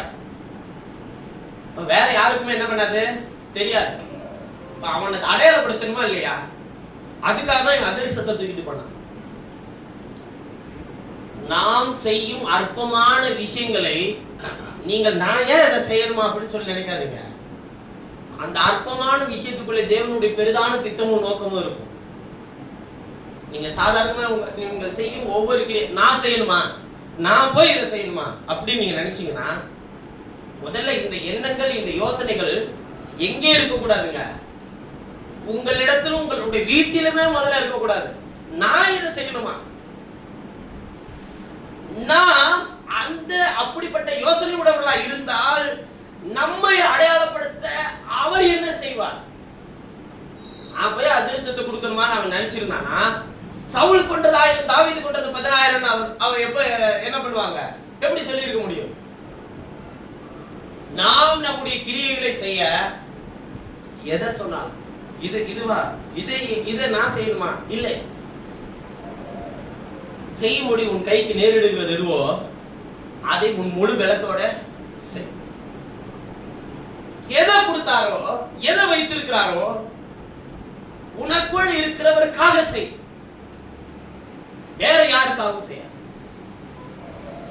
இதனால என்ன அடையாளப்படுத்த போறாரு? செய்து கொண்டே இரு. உன்னை அடையாளப்படுத்துகிற நேரம் வரும். மே மாதத்திலே சிறு பிள்ளைகளுக்கு என்று ஒரு கூட்டத்தை போடலாம்னு யோசிச்சு வச்சிருக்காங்க. அந்த கூட்டத்திலே சிறு பிள்ளைகளை, அந்த பிள்ளைகளை பெற்றெடுத்து பெற்றோர்களையும் அழைத்து ஒரு கூட்டத்தை நடத்தலாம்னு யோசிச்சு வச்சிருக்காங்க. அதிலே நான் பேசும்படிக்கு என்னுடைய இருதயத்தில் கர்த்தர் கொடுத்த வார்த்தையை அவர்களோடு கூட பகிர்ந்து கொள்ள வேண்டும் என்று நினைக்கிறேன்.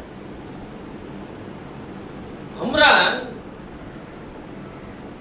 மோசேயை எப்படி தேவ சித்தத்துக்கு ஒப்பு கொடுத்தான் என்பதை நாம் அறிந்து கொள்ள வேண்டும், நிச்சயமா அறிந்து கொள்ள வேண்டும். வெள்ளிக்கிழமை என்னுடைய பிரயாணத்தில் ஒரு வசனத்தை குறித்து யோசித்தது.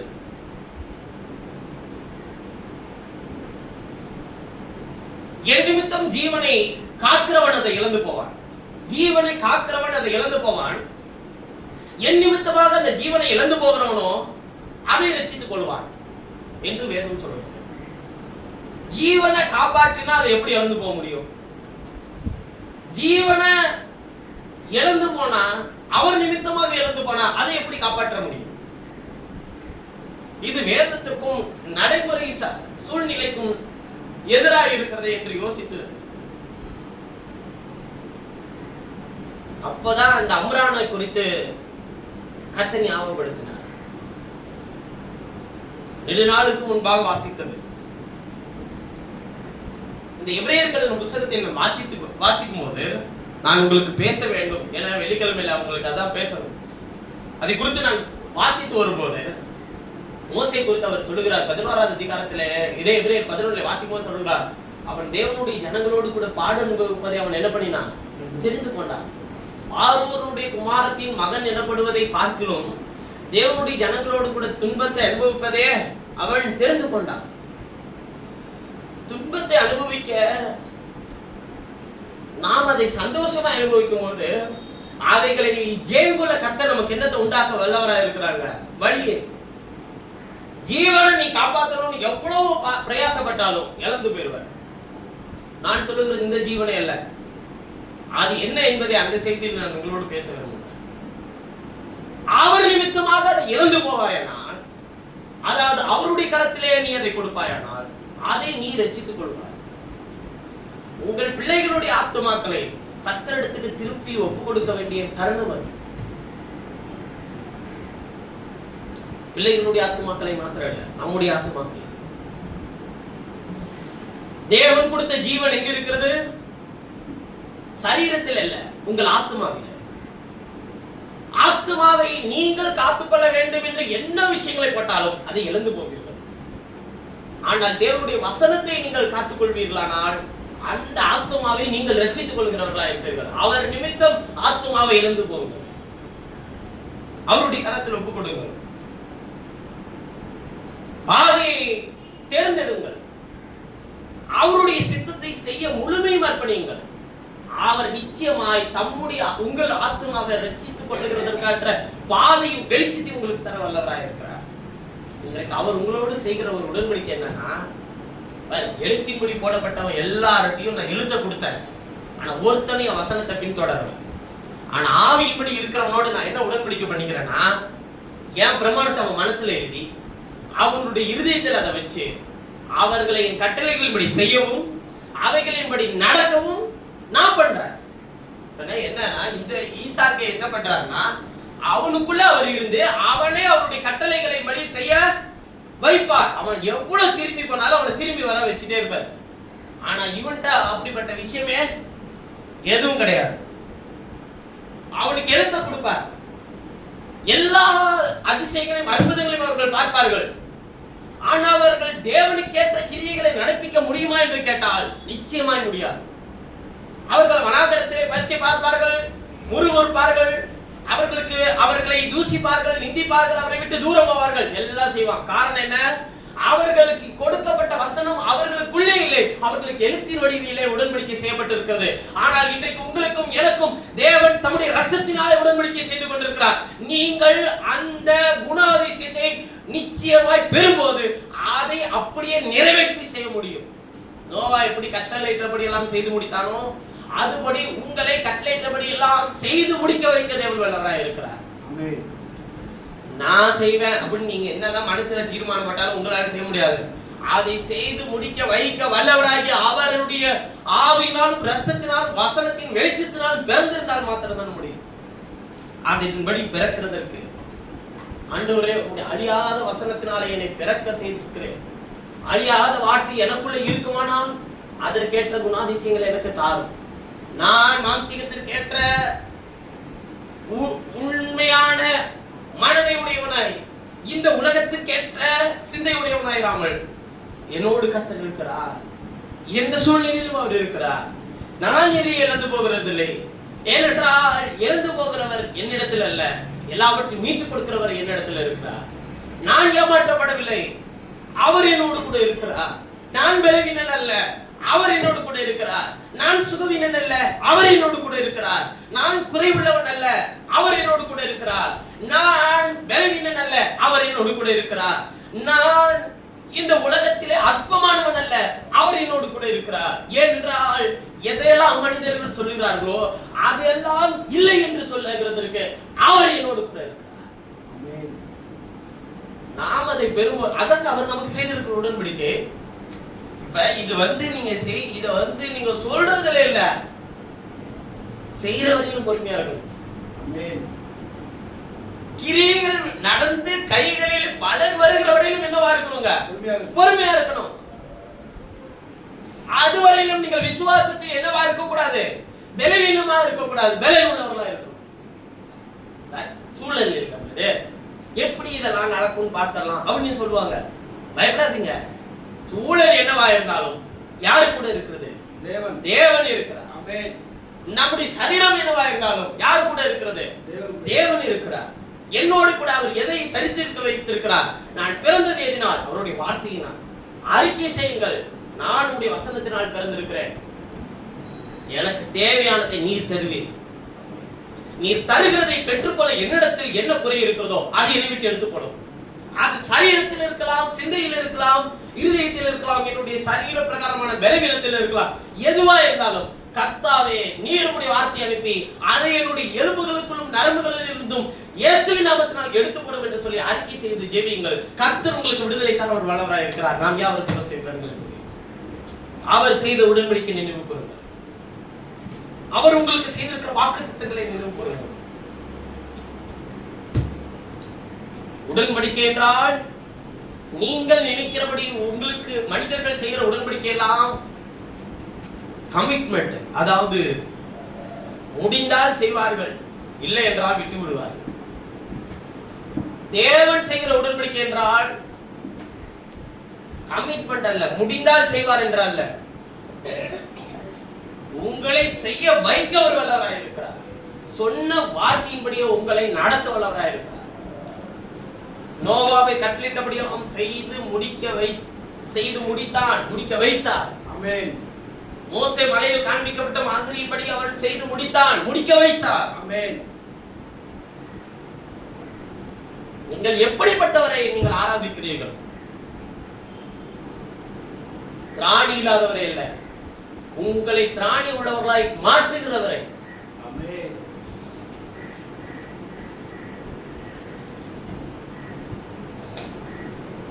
கர்த்தாவே ஆசீர்வதி.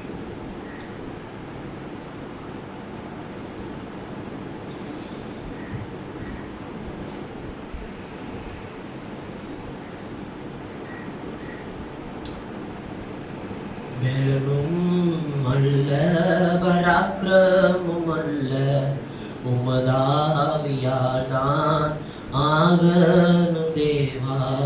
பலனும் அல்ல பராக்கிரமும் அல்ல, உமதாவியால் தான் ஆகணும் தேவா. இறங்கும் தேவா நாளன்றி எந்தன் விருப்பமும் ஓட்டமும் மீனே. இறங்கும் தேவா உம்மாலன்றி எந்தன் விருப்பமும் ஓட்டமும் மீனே. கர்த்தாவே, எங்கள் மத்தியிலே நீர் ஆசீர்வாதம் வேண்டுமாறு ஜெபிக்கிறோம். செடியானது தனியே நிலைத்திருந்தால் கனி கொடுக்க முடியாது. கொடியாகி உண்மையில நிலைத்திருக்க எங்களுக்கு உதவி செய்யும். எங்களுடைய ஓட்டமும் வீணாகாதபடிக்கு, நாங்கள் படுகிற பிரயாசங்கள் வீணாகாதபடிக்கு, இறங்குகிற தேவனால் எல்லாவற்றையும் செய்து முடிக்க எங்களுக்கு உதவி செய்யும். இயேசுவே, உம்முடைய கிருபை எங்களுக்கு தாரும். இயேசுவே, உம்முடைய பலத்தை எனக்கு தாரும். மனிதர்கள் எளிதாக என்னை தீர்மானம் நிதானித்து நியாயத்தீர்ப்பு செய்யாமல் அழைத்தவர் யார் என்பதை அறிந்திருக்கிற கர்த்தாவே, நீர் சரியாய் ஒவ்வொரு நாளும் ஒவ்வொரு காலங்களிலும் நிதானித்து எனக்கு தேவையானதை செய்ய வல்லவராய் இருக்கிறீர் கர்த்தாவே. ஊழியத்தை குறித்து யாரும் தீர்மானம் செய்யாமல், ஊழியத்தை கொடுத்தவர் என்ன தீர்மானிக்கிறோ அதை பாதையில் நடத்தும். அதற்கேற்ற கிரியைகளை நடப்பிக்க முடிய சத்தியத்தையும் சத்துவத்தையும் எனக்கு தாரும்.